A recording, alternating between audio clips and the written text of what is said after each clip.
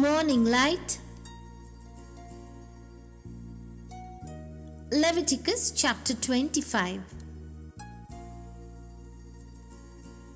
The Jubilee Law, Part 2.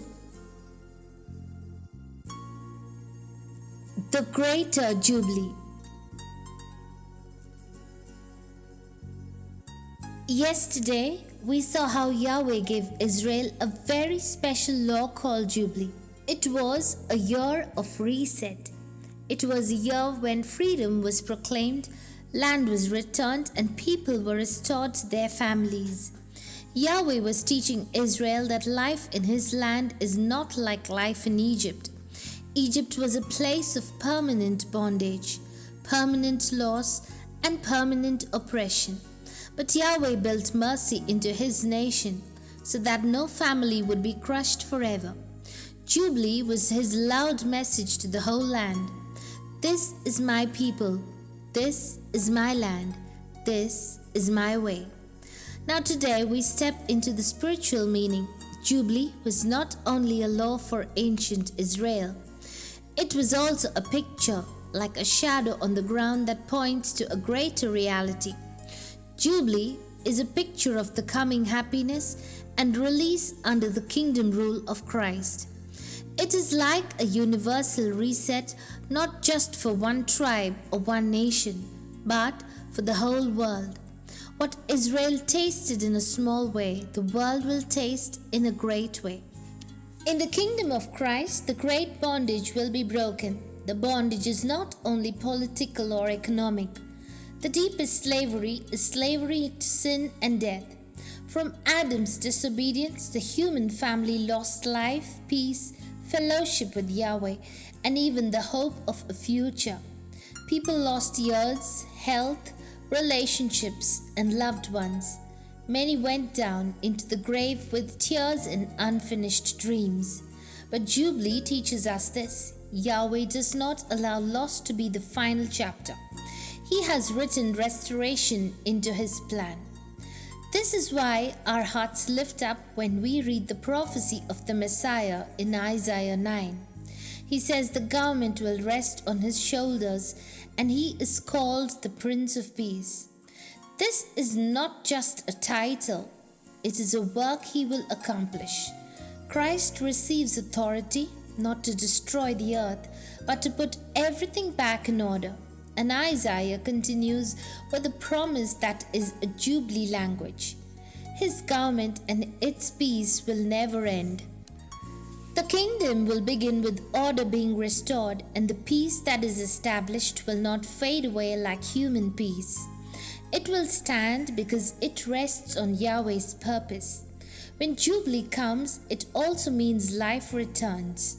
One of the sweetest promises in the prophets in Isaiah 26:19, which speaks of the dead living again and bodies rising.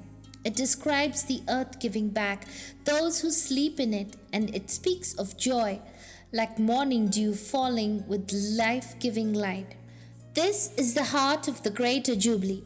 The dead will be raised, families will meet again, loved ones will be reunited, tears that were planted in the ground will be answered with sounds of joy. This is not only comfort for one household, this is Yahweh's plan for the whole human family, because the ransom of Christ is not small. He gave himself as a ransom for all, to be testified in due time. In that due time, the value of his sacrifice will be applied to the world. When the prophets speak about this coming age, they often describe it as healing spreading through the earth. Isaiah 32 says a time will come when the Spirit is poured out from on high, and then the wilderness becomes a fruitful field. That is a powerful picture, because Scripture also describes how the earth became like a wilderness under the curse and under the oppressor.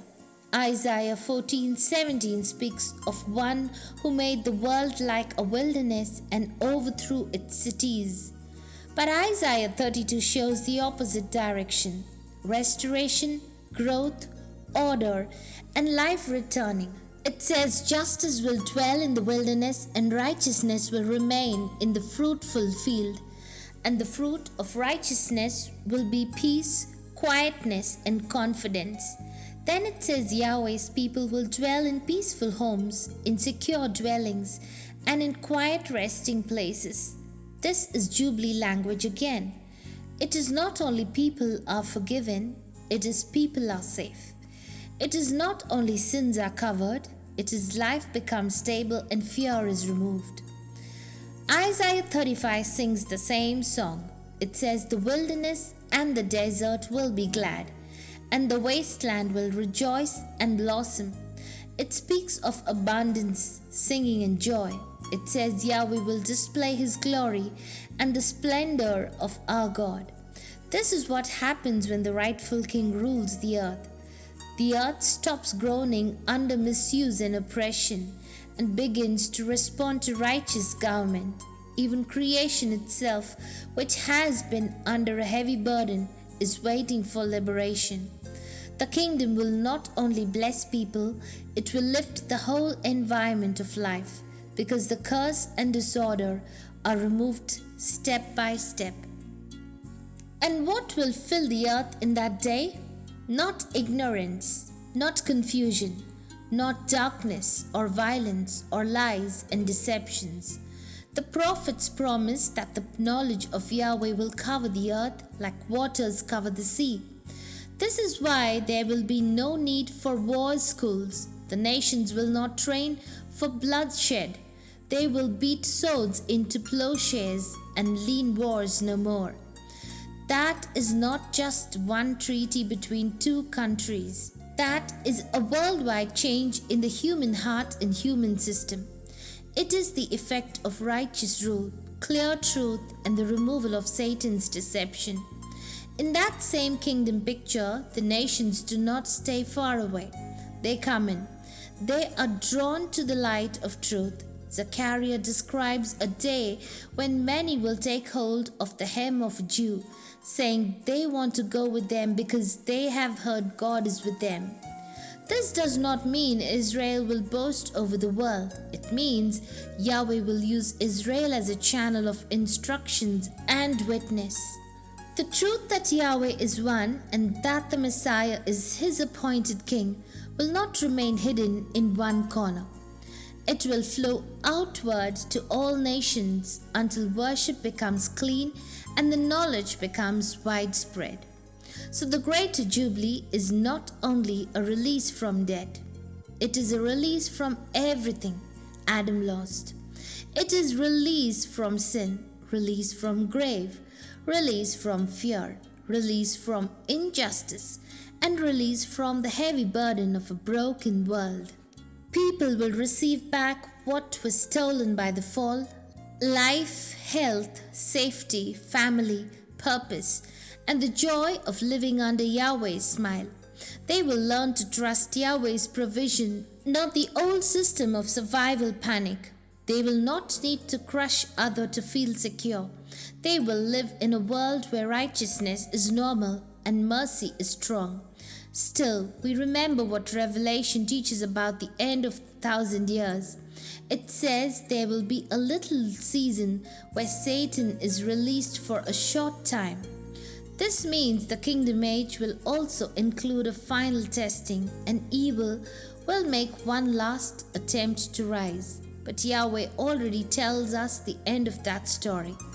It is called a little season for a reason. It will not last. The peace that Christ establishes is not fragile. It will not collapse. Evil will be removed fully and the sentence will be final. And then the Jubilee reaches its fullest stretch. The plan of Yahweh does not end with temporary relief. His purpose is lasting life. This is why Scripture finally shows the river of life and the tree of life, with healing and restoration flowing in a complete way. That is the goal of the greater Jubilee. Life restored not for a moment but in a permanent way. What began as a trumpet in Israel becomes the song of all creation when Yahweh's plan reaches its final harmony. Today, we are living at the dawn of that Jubilee hope. We already taste spiritual freedom now through Christ. We already learn the ways of the kingdom now through truth. But the full effect of this Jubilee, the worldwide release, the resurrection of the dead, the restoration of the earth, the filling of the nations with knowledge, is still moving forward in Yahweh's appointed time. The Creator of heaven and earth, the one who designed these laws, will surely bring it to pass through His Son. And on that day, creation itself will rejoice. Prayer. Father Yahweh, thank you for the great Jubilee you have planned for all humanity and all creation. Thank you for the ransom of Christ and for the coming days where peace, truth, and restoration will fill the earth. Strengthen our faith to trust your provision and to live with hope while we wait for your promises to unfold. In Christ's name, amen.